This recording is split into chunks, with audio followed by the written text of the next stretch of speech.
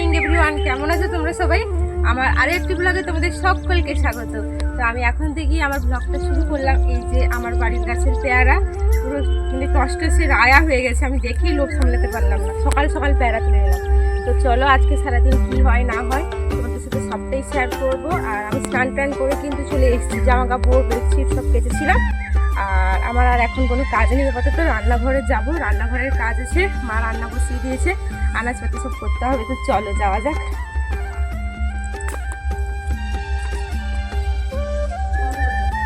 কিন্তু অলরেডি ভাত বসে গেছে। আর এই যে চালতা দিয়ে টক হবে চিংড়ি মাছ দিয়ে। কারা কারা চালতা টক খেতে ভালোবাসে অবশ্যই আমাকে জানিও।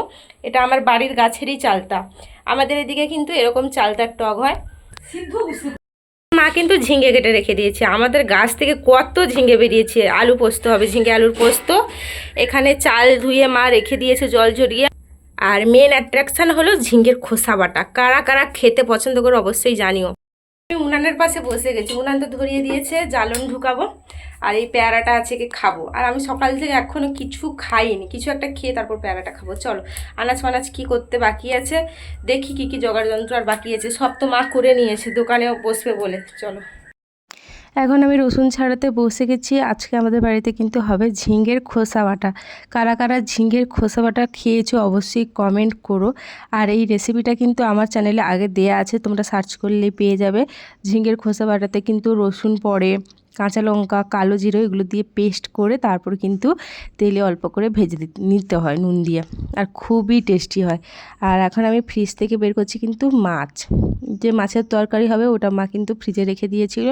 আর পুরনো আদা বাটা এগুলো কিন্তু ছিল, ওগুলোই আমি এখন ফ্রিজ থেকে বের করছি। আর মাকে জিজ্ঞেস করছি কোনটা কী মাছ।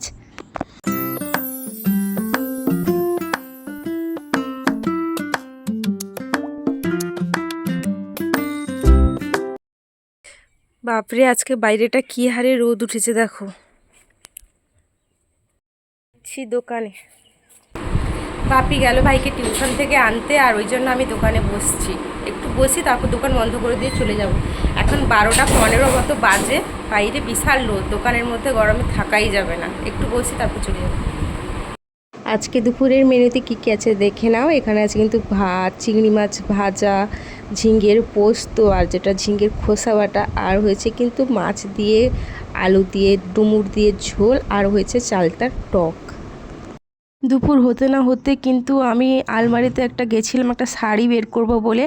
আর সেইখানেই গিয়ে আমার মাথায় হাত পড়ে গেছে, কারণ নতুন আলমারিতে যত জামা কাপড় রাখা ছিল দেখি প্রতিটা তাকে কিন্তু লাল পিঁপড়ে। আমার তো দেখেই মাথায় হাত, কারণ আমি যদি আজকে শাড়ি বের করতে না যেতাম, মানে জানতেই পারতাম না যে পিঁপড়ে বাসা বেঁধেছে, আর সব জামা কাপড় কিন্তু কেটে দিত। এই যে আমাদের আলমারিতে নিচের তাকে কিন্তু কম্বল ছিল, পুরো কম্বলে পিঁপড়ে, জামা শাড়ি কোনো সেলফ বাকি নেই যেখানে পিঁপড়ে নেই। আর এই আলমারিটা কিন্তু কয়েক মাস হয়ে গেল, অনেক মাসই হয়ে গেল নতুন এনেছি। এই যে নতুন আলমারিতে পিঁপড়ে লেগেছে, আমি তো ভাবতেই পারছি না যে কোথা দিয়ে ঢুকলো আলমারিতে পিঁপড়ে। আর জানো তো পিঁপড়েগুলো বাইরের দিকে নেই, সব ভেতরের দিকে যে তাক দুটো তাকের মধ্যে যে মানে ফাঁকটা রয়েছে ওখানেই ঢুকে যাচ্ছে। মানে আমি যদি লক্ষ্য না করতাম কি মারাত্মক ক্ষতি হয়ে যেত বলো। কারণ যত ভালো ভালো জামা কাপড় সবই নতুন আলমারিতে আমি রেখে দিয়েছিলাম। তো পিঁপড়ে যদি কেটে দিত আমাদের কি ক্ষতিটাই না হয়ে যেত। মানে সেটাই ভাবছি যে ভগবান রক্ষা করেছেন, আর আমি যদি না দেখতাম কি হতো বলো। তাই জন্য রোদের বেলা মা তো ঘুমোচ্ছে, মাকে আর আমি ডাকিনি, আমি একাই মিলে প্রতিটা থাক থেকে জামা বের করে কিন্তু পরিষ্কার করছি। Good evening everybody. তো আজকে একটু শাড়ি টাড়ি পরে সাজলাম, কয়েকটা শর্টস রিলস ইনস্টাগ্রামে সব কিছু করলাম। আর তেমনভাবে সাজার আমি সত্যি সময় পাই না। যেদিন স্কুল থাকে এসে এমন বদন থাকে যে আমি কোনো কিছু করতে পারি না। ওই জন্য আজকে ছুটি আছে, ভাবলাম না আজকেই সাজি, আর কখন সাজবো বলো। ওই জন্য বিকাল বিকাল বাসন টাসন মেজে ছাদে চলে এলাম সেজে গুজে, কিন্তু রোদ চলে গেল, অন্ধকার হয়ে গেল, বেশি কিছু করতে পারিনি। কয়েকটা করেছি, তোমরা অবশ্যই আমার ইনস্টাগ্রামে গেলে ফেসবুকে গেলে দেখতে পাবে। আর তো ইউটিউবে তো শর্টস ভিডিও আছে। আর বাইরের পরিবেশটা সেই তোমাদের দেখাই, কেমন সিঁদুরে মেঘ হয়েছে, কেমন লাল লাল সিঁদুরে মেঘ হয়েছে দেখো। বৃষ্টি হওয়ার তো নামই নেই, শুনছি কলকাতার দিকে নাকি বৃষ্টি হচ্ছে বা অন্য কোথাও হচ্ছে, আমাদের এদিকে কিন্তু বৃষ্টিই হচ্ছে না। ভিডিও করার পর আর করতে পারলাম না জানো তো, অন্ধকার হয়ে গেছে। যাই নিচে যাই। বারান্দায় এসে বসলাম একটা কাজ করতে, মানে নিজের প্র্যাকটিক্যাল লেখা হয়নি, আমার ভাইয়ের প্র্যাকটিক্যাল আমাকে করে দিতে হচ্ছে। মানে কি অবস্থা, আমি তো পুরো টেনশনই আছি যে আমারটা কবে শেষ হবে। তার বায়োলজি প্র্যাকটিক্যাল এখন ছবি এঁকে দাও, মানে স্কুল লাইফ আবার ফিরে আসছে যেন। স্কুলে গিয়ে পড়াচ্ছি, স্টুডেন্টদের প্র্যাকটিক্যাল দিচ্ছি, আর বাড়িতে এসে ভাইয়ের প্র্যাকটিক্যাল লিখছি। মানে কি দিনকাল এলো আমার। এখন সন্ধ্যাবেলায় বসছি ভাইয়ের প্র্যাকটিক্যাল লিখতে, মানে একটা কাজ আমার শেষ না হতে হতে ঘাড়ে অন্য কিছু এসে চেপে যাচ্ছে। এই যে আমার ভাই বায়োলজির প্র্যাকটিক্যাল দিয়ে গেছে, মানে আমাকে আঁকতে হবে। মানে ভাবো, মানে স্কুল লাইফে যেগুলো আমি ছেড়ে এসেছি সেগুলো আমাকে আবার করতে হচ্ছে, প্লাস আমার বিএডেরও করতে হচ্ছে। আর আঁকতে আঁকতে আমার ভালো লাগে, কিন্তু এই যে বায়োলজির প্র্যাকটিক্যালের যে আঁকাগুলো, মানে ক্ষুদ্র ক্ষুদ্র আঁকা, ওগুলো করতে যা কষ্ট হয়, তা আবার ওই কাঁটা কম্পাস পেন্সিল কম্পাস দিয়ে, মানে খুবই ঝামেলার কাজ একটা আমার কাছে। আর এখন রাতে খেতে বসে গেছি, দুপুরের আছে ঝিঙে পোস্ত, মা ডিমের ঝোল করেছে, এগুলো দিয়ে খাবো। এখন কিন্তু রাত 10টা বাজতে চাই, খেতে চলে এসেছি, কারণ আজকে প্র্যাকটিক্যাল লিখতে হবে আমাকে রাত জেগে।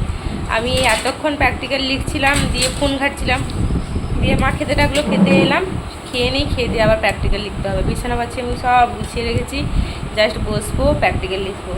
আজকে আমাকে কিছু পেজ লিখতেই হবে, নয়তো আর উপায় নেই। হঠাৎ করে নিয়ে নিলে আমি কোথায় যাব। তো চলো খেয়ে নিই। খাওয়া দাওয়া করে কিন্তু রোজকার মতো আমি চলে এসেছি বিছানা করতে।